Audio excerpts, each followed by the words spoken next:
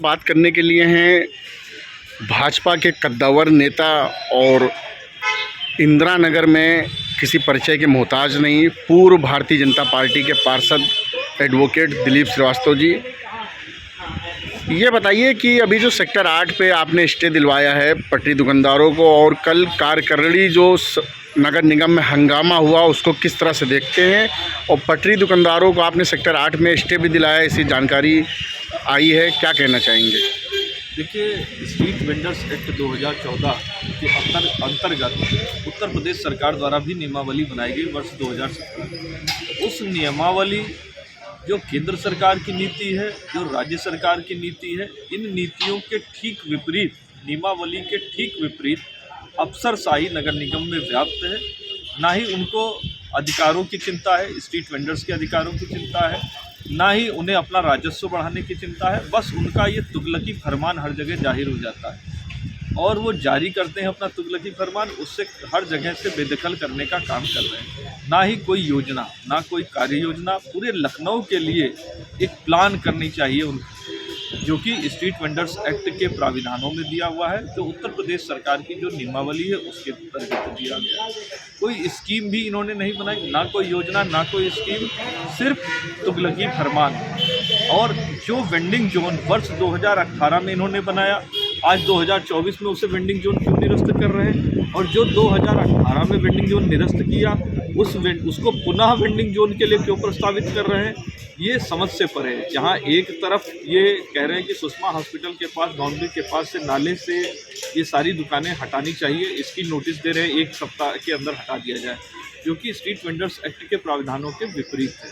कहीं पे भी आप जो वेंडिंग जोन किया गया है और इसमें 12 इलेक्टेड मेंबर्स ने साइन करके प्रार्थना पत्र दिया है टाउन वेंडिंग कमेटी के कि किसी भी प्रकार से ये वेंडिंग जोन निरस्त करने का प्रस्ताव मेरे सामने नहीं आया, यह प्रस्ताव बाद में जोड़ा गया है, ना इसकी पुष्टि हुई है। तो आपने किस प्रकार से ये तुगलकी फरमान जारी कर दिया गया? अवैध है ये तुगलकी फरमान, जिसे कोर्ट ने भी संज्ञान लिया।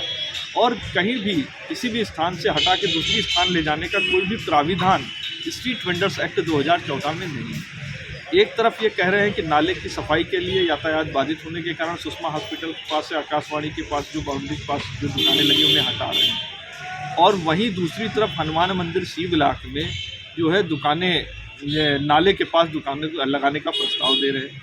वर्ष 2018 में जो प्राइम प्लाजा सुख कॉम्प्लेक्स के पास दुकानें वेंडिंग जोन निरस्त किया इन्होंने मुंशी पुलिया में, उसे 2024 में प्रस्तावित कर रहे हैं और 25 में एक प्रस्ताव भी आ रहा है 2025 में।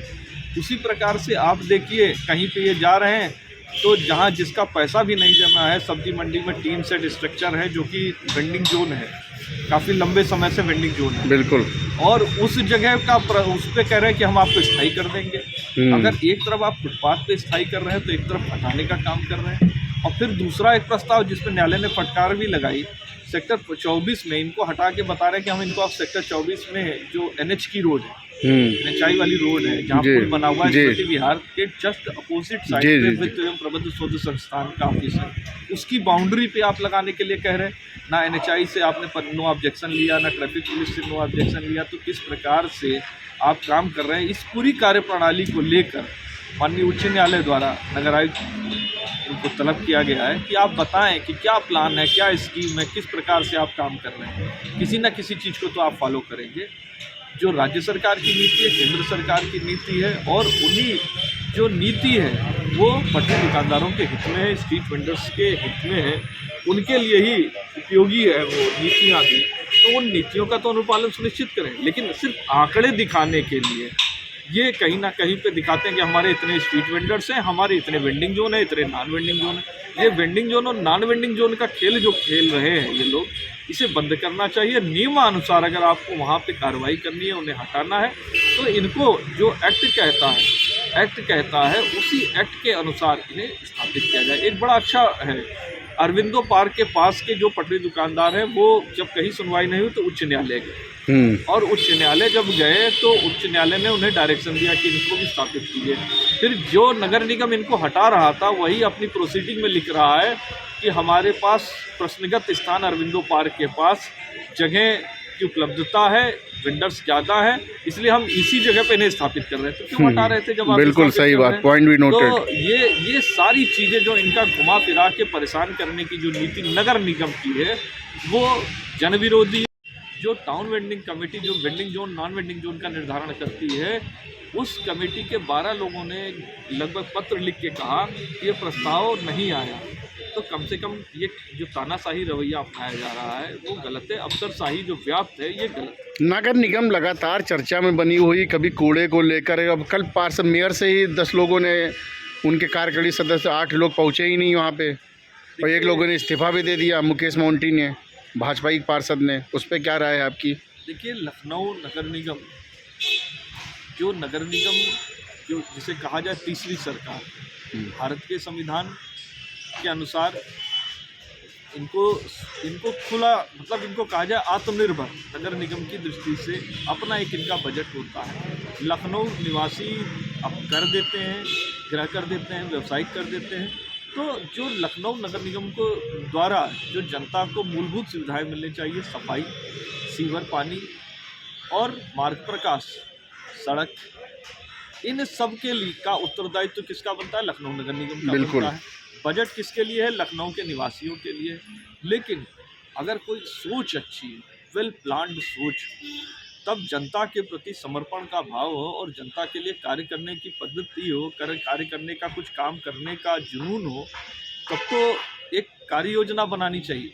लेकिन जिस प्रकार से 10 लोग गायब रहे, बैठक में कोई उपस्थित नहीं हुआ कार्यकारिणी की, ये बहुत ही भारत के इतिहास में एक तरह से कहा जाए लखनऊ नगर निगम का ये जो कार्य हुआ है, ये काला इतिहास माना जाएगा कि जनता के प्रति जवाबदेह लोग भाग रहे हैं। हमको डटकर मुकाबला करना चाहिए अफसरशाही का, और जो हमें जो अधिकार प्रदत्त हैं, नगर निगम कार्यकारिणी जो पारित करेगी वही सदन में जाएगी। अगर गलत है तो नगर निगम कार्यकारिणी को उस पर विरोध कर देना चाहिए, और माननीय महापौर जी को भी सोचना चाहिए कि हमको जनता ने चुनकर भेजा है, अफसरों ने नहीं चुनकर भेजा है। बिल्कुल, ये अटल जी की धरती रही, लखनऊ के लालजी टंडन की धरती रही, माननीय राजनाथ सिंह जी का कर्म क्षेत्र है, और यहाँ पर अगर इस तरह की स्थिति बनती है तो ये दुर्भाग्यपूर्ण है। और ये भी झलकता है कि जनप्रतिनिधि किसी न किसी रूप से उनका विल पावर कम दिख रहा है। और अगर यहाँ पे विधायक भी हैं, गण भी हैं, मैं सभी से अपील करूँगा कि लखनऊ के विकास के लिए सभी लोग जुटें, और लखनऊ के विकास के लिए एकजुटता प्रदर्शित करते हुए जो जिस प्रकार से निजी कंपनियों को सब दिया जा रहा है, इसे रोक लगाएं। आत्मनिर्भर बनाना है। इसके उद्देश्य से स्वच्छ भारत, स्वच्छ लखनऊ, हमारा लखनऊ स्वच्छ एवं सुंदर लखनऊ, इस दृष्टि से, इस सिद्धांत से हमारी तुलना इंदौर से ना हो, लखनऊ की तुलना पूरे भारतवर्ष के कई जिलों से हो। ऐसा अगर हम सोच रखेंगे, तभी जो लखनऊ नगर निगम के द्वारा जो प्रदत्त कार्य हैं उनके, जो उनके कर्तव्य हैं आम जन के लिए, लखनऊ वासियों के लिए, तभी उसका क्रियान्वयन हो सकेगा।